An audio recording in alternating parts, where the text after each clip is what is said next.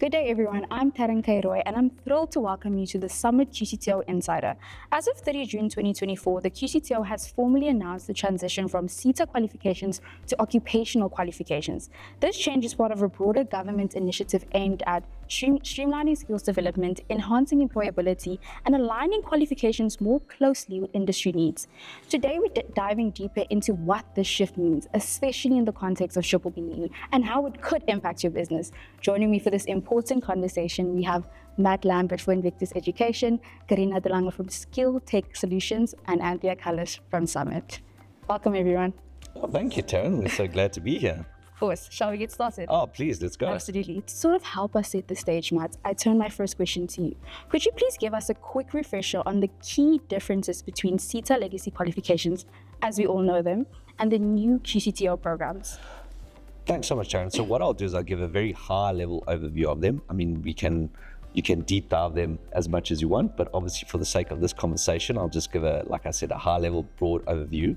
And if you look at the SETA qualification, so traditionally, how they were structured was effectively 70% practical, or what I mean practical, but in the workplace learning-based environment, 30% theoretical or classroom, as we might say.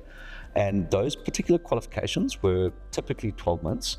And the key difference between those qualifications, the legacy qualifications, in respect of the learning component and the QCTO qualifications, is that if you look at the QCTO qualifications, they're very interesting in the context that they have sort of three key components.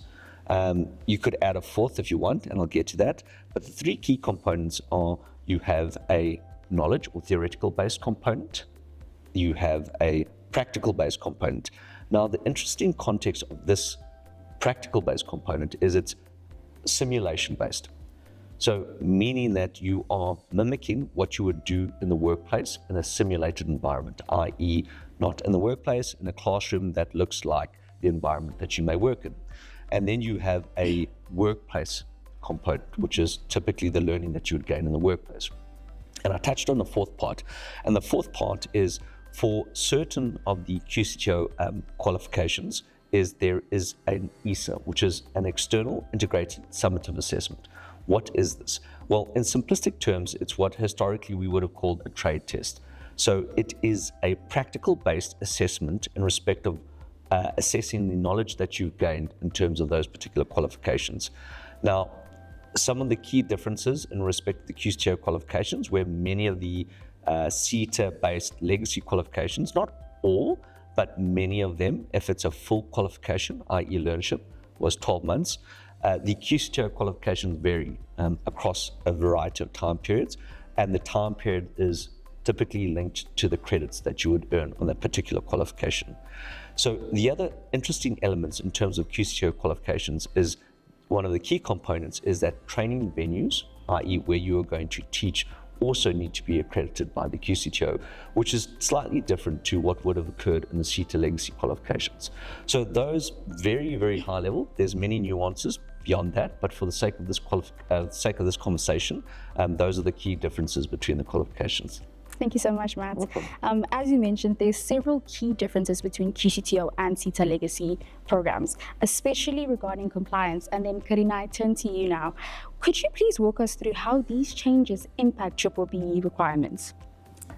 Yeah, I think for a lot of the companies, the biggest change will be not knowing, because no one knows how in the end it's going to look like. Currently, for instance, we have a situation where we're still registering normal learnerships with the SETA, but at the same time going through the same process with SETAs, the same time submitting documents to the QCTO to register those learnerships. What the documentation will look like once everything has shifted to QCTO, no one knows. We don't know whether it's going to be learnership agreements. We don't know whether we'll have letter of intent anymore. And I think that is one of the biggest concerns currently. We don't know what the end picture will look like. When you look at BEE and the scorecard, I think the biggest area that's affected but with the move from SETA to QCTO is the learnership, apprenticeship, internship area. There again, we've got the time where we don't know how long these learnerships will be. When you look at BEE, on the measurement side, we look at a specific financial period in which these training spends should happen. In a case where you've got a learnership that currently is running over 12 months, but because of the new assessment that we have to do, it might run over to 15, 16, 18 months because that assessment needs to be scheduled on the QCTO's timeline. It will mean that you will need to have extra stipends paid because now it's not 12 months, it's 18 months. It will also mean that in an area, for instance, with absorption, you might miss out on having learners that's fully been qualified that you can absorb into the workplace for extra points. So it's not just the money spent in your financial year that you need to start monitoring. You need to also monitor which learners are going to end at which time and how would it affect your other areas, for instance, your spend with your stipends, etc., your costing. Do you measure and rather plan over 2 years for your skills in your scorecard, or do you just stick with I'm going to do these learners for this year and hope everything works out? So it's a confusing time, and I think the best for a company to do is to partner with skills companies that knows what is required on the BEE side so that they can guide you into the correct process with this QCTO SETA process that we're going through. And Karina, something that's so interesting you touched on was that, you looked at, which is understandable because, and we'll get to that, I think, some of these strategic elements possibly later, but, you spoke about the longer duration, but then you also have the reverse. Yes. So you also have the reverse in the context of that there are QCTO qualifications that are registered as learnerships, and typically in the legacy-based environment, a learnership is 12 months. Yes. Okay. Apprenticeship, yes, 3 years, but a learnership is typically 12 months. But you have shorter base duration of qualifications between roughly 4 to 6 months, yet they are registered as learnerships. Yeah. And they have a learnership registration number. And so therein of creates a different type of challenge. Yes. The definition in the BE codes for a learnership is a program that runs over 12 months at least. It can extend to 24 months. Yes. So there already we're sitting with a situation where the one side's not talking to the other Exactly, side. because it's got a learnership registration number. It's going to have to be amended in the codes to say that any learnership registered. The other side of it is tax incentive. Yeah. Where suddenly it's saying that you have to be registered with your SETA in order to qualify for a Section 12H incentive. But now they're not going to register with SETA anymore. So all of these agreements or policies and procedures outside of BEE needs to talk to each other and say, okay, but we need to amend more than just the codes. I mean, I want to double click on that because if you look at it from like you said, from a B-BBEE perspective, there's quite a clear sort of definition, learnership 12 months from a time frame. But if you then go to, from a tax perspective, and you look at the income tax incentive on a 12H side of things, you look at what the requirements thereof is that essentially there needs to be a learnership in a nutshell. In simplistic terms, there needs to be obviously a learnership agreement, but a learnership registration number. Yes. And so if it's 6 months program that has a learnership registration number, then technically, as you read the documentation from SAR's perspective, then you qualify for the tax incentive. But then the challenge is that, if you look at that type of, like you said, documentation, you look at B-BBEE, nothing, it's not talking to each other, which is a bit challenging. I'm sure we'll evolve, and it's like anything in our country, we move forward and we evolve and we learn whatever. But I think it's something critically we need to address from a skills spend perspective, but also a tax incentive perspective, because the tax incentives are great things in the context that they obviously motivate in respect of different organizations to create employment. That's the reason why the incentives exist. So I think it's going to be very interesting how we navigate that. But we don't know the answers right now, but I'm sure we'll evolve to there. Sorry, Sharon, I hijacked it. No problem. Please, go for it. You guys actually touched on a lot of my points, but just to reiterate, Karina, could you also share which BBBEE scorecard categories businesses can still claim under to enhance their score, especially in the light of the recent changes? So with the only areas that's really affected with the change from SETA to QCTO is the skills development element. In those, we have different subsectors. The first is your overall skills spend, which is any money that you spend towards skills development. This can be anything from a degree in university up to internal training. I'm mentoring you how to do this in the workplace. It doesn't have to be all accredited training. And obviously, based on what you spend, you'll receive the recognition for that amount. The second area is your bursaries. The bursaries is where you pay towards someone's further studies, and it's anything from a higher certificate and higher. Has to be at least a year program that they contribute to, but it's also then measured as a separate line. Then we've got disabilities. Disabilities is something where you pay towards any skills development towards a disabled person as defined by the codes.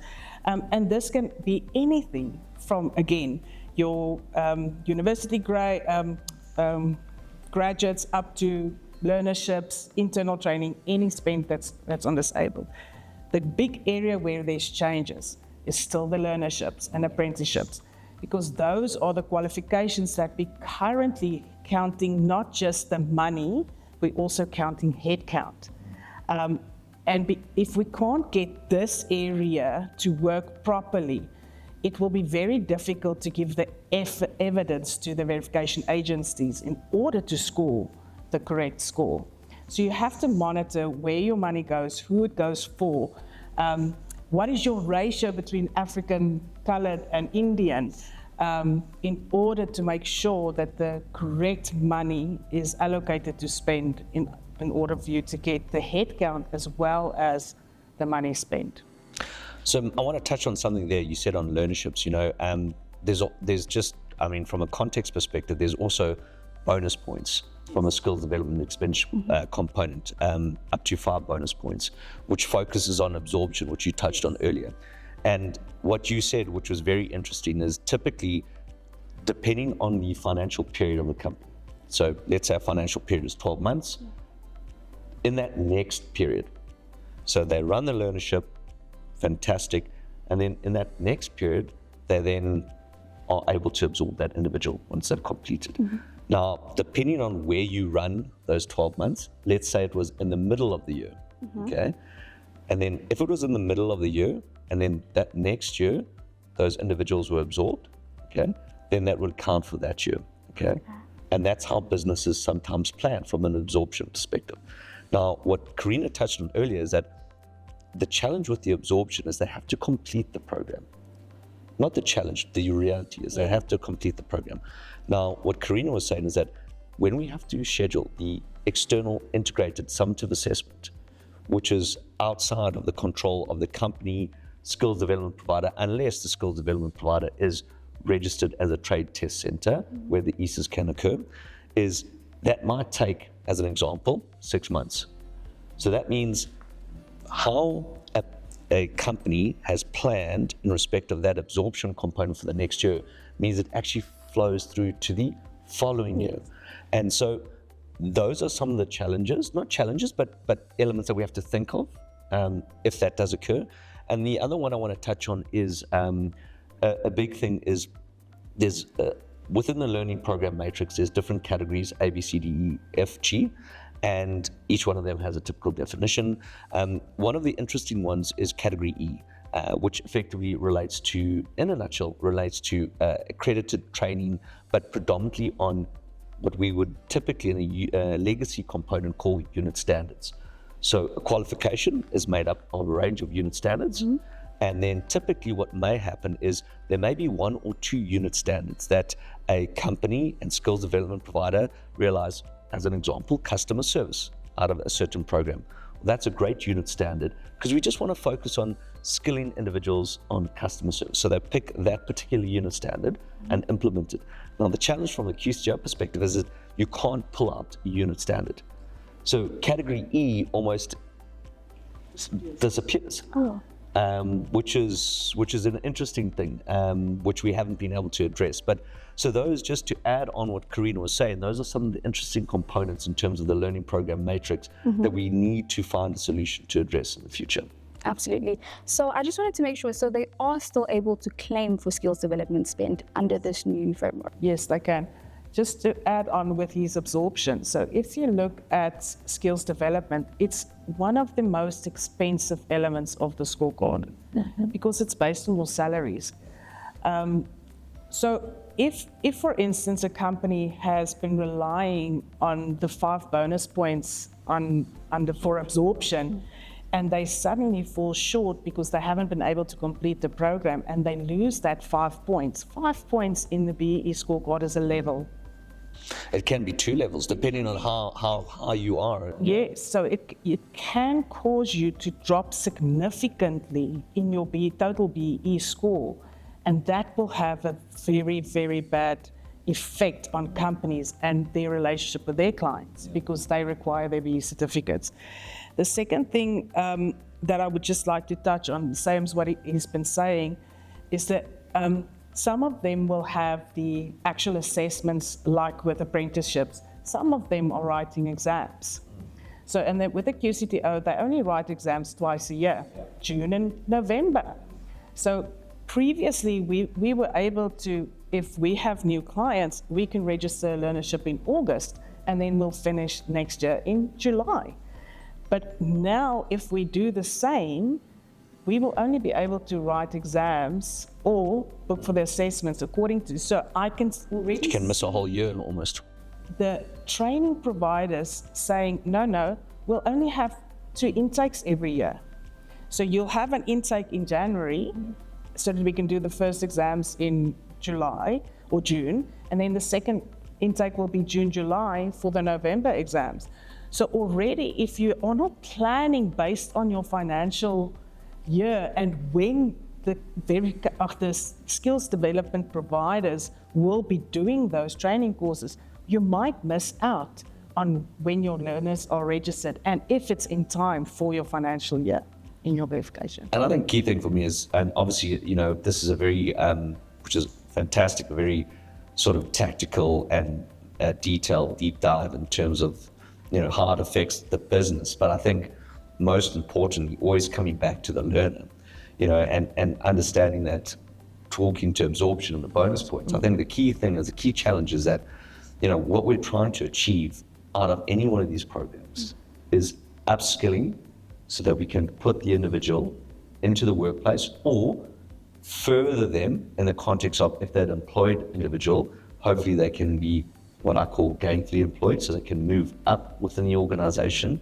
And that just delays everything and puts a huge burden on the, for lack of a better way, put the company in the system to be able to either, like Karina said, carry the individual for 6 months and then, hopefully they either take a risk and absorb the person straight after the duration of the program and just wait for the ESA, but there's some risks there, or they wait for the ESA and then they have to pay a salary, and then, or they decide, which you have that opportunity to do, not to pay the salary and then leave that individual wherever they may be and then say, we'll pay for your ESA, which might be 6 months later, but then that person may sit unemployed for that 6 months. So I think these are things we have to work very closely with the QCTO. And I know it's quite a hot topic at the moment, but I think we can solve these things if we can just collaborate. Absolutely. I think you already sort of touched on that, Matt, but could you go deeper in terms of the strategic implications this can have on organizations? Yeah, so I think, like you said, Taryn, I think I've sort of kind of touched on some of the key ones, meaning absorption, meaning category E is a bit of a challenge, meaning learnership tax incentives. And I think, one of the, and also one of the interesting components in relation to that is just if you link into some of the things like your employment tax incentive, as an example, not necessarily so much affected by this, but there's also changes in that environment, which we can chat about just now maybe, that also strategically have an impact on the business. But like I said, maybe reiterating is like, we're going to technically use category E. We're going to have to understand how to plan our absorption. We're going to have to clarify what it means and what is the definition of a learnership, and both in terms of skills development expenditure, but then aligning that or understanding how that exists within the SARS, South African Revenue Services environment, because those aren't married. And so these elements, from a strategic perspective as a company, we need to have visibility of and need to know so that we can plan accordingly. Thank you so much. Thank you. I think maybe just to add on with that, the other problem that companies will have is that some of the qualifications are not moving over to SETA and will no longer be available for companies to select.